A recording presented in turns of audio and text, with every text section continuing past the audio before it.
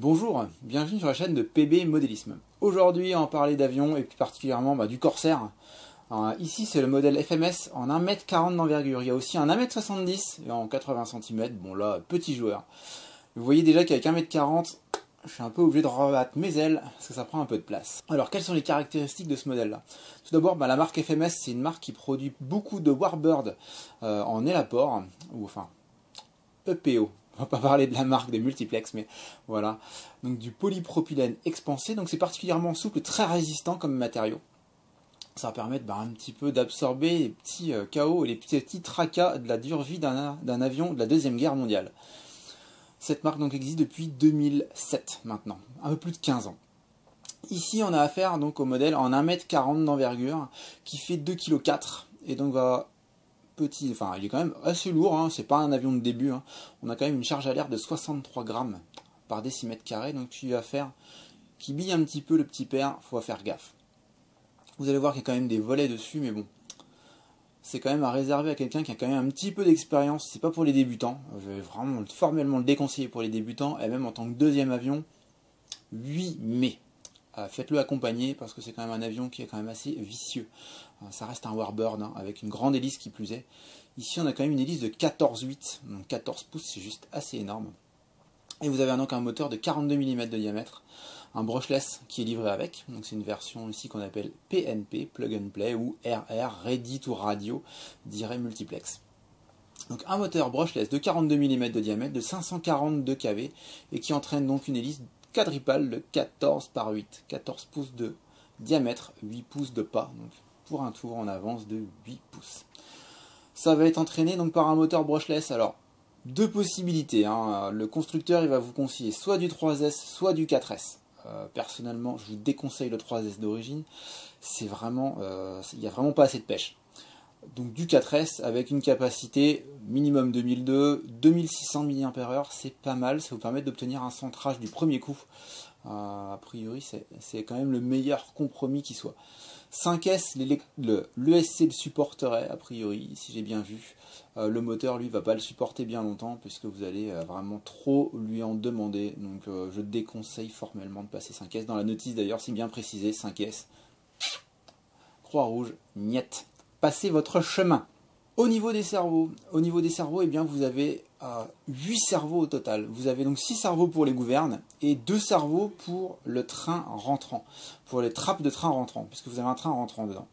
Donc vous avez 2 cerveaux pour les ailerons, 2 cerveaux pour les volets, profondeur, dérive, et 2 cerveaux pour les trappes de train, en plus des boîtiers de train rentrant. Donc vous avez au total quasiment 10 sorties qui sont utilisées sur votre, alors non pas le récepteur, mais sur le boîtier de contrôle.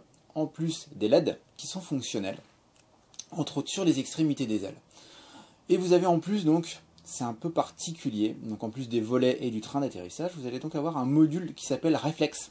C'est un petit module avec des gyroscopes et accéléromètre, je crois que ça va être que gyro sur ce modèle-ci, et ça vous permet de stabiliser la machine, de le rendre vraiment beaucoup plus facile à piloter. Donc on est face à la version 4 de ce modèle, donc il a évolué au fur et à mesure des années, au fil des années, et donc maintenant on a un module réflexe, c'est un module, donc c'est des gyroscopes qui vont permettre de compenser sur les ailerons, profondeur et dérive. Alors c'est vrai que c'est un module qui est génial sur le principe, qui va rendre ce modèle encore plus accessible pour les débutants. Bon, alors attention avec ce genre de module, 8 ça facilite le pilotage. 8 mai. Un débutant, déjà clairement, c'est pas le genre de machine que je vais lui préconiser, même avec ce fameux module. Ce module, si vous le paramétrez mal d'ailleurs, vous allez aller droit au casse-pipe. Et surtout, c'est que ce genre de module va gommer beaucoup de sensations de pilotage. Ça va pas faire de vous un super bon pilote. Vous n'allez pas être le papy Boyington du club, je vous le dis tout de suite. Ce genre de module, oui, mais finalement, ça va donc donner de mauvaises habitudes de pilotage. Et ça va trop gommer même les sensations de décrochage. C'est-à-dire que vous avez des gens qui ne savent plus décoller et atterrir avec ce genre de module. Donc c'est bien, ça va permettre de compenser cette fameuse charge à l'air assez élevée de 63 grammes par décimètre carré. Je le rappelle, c'est quand même plus un avion de début. Donc ce module, oui, ça facilite le pilotage, ça va rendre son pilotage plus agréable, mais il y a un moment, il faut quand même passer par la phase de décollage et d'atterrissage, je vais y arriver, décollage et atterrissage, et ça reste un train classique, qui plus est avec train rentrant. Donc les débutants, non, je vous déconseille typiquement ce genre de Warbird, c'est vraiment pas...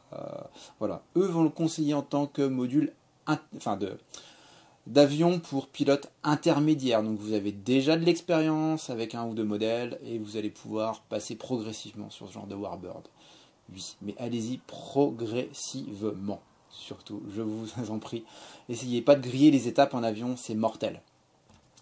Qu'est-ce qu'il va falloir rajouter pour le faire voler? Eh bien, un accu lithium, donc du LiPo 4S, du 2600, c'est le bon compromis. Un chargeur qui va avec, bien sûr. Et puis une télécommande.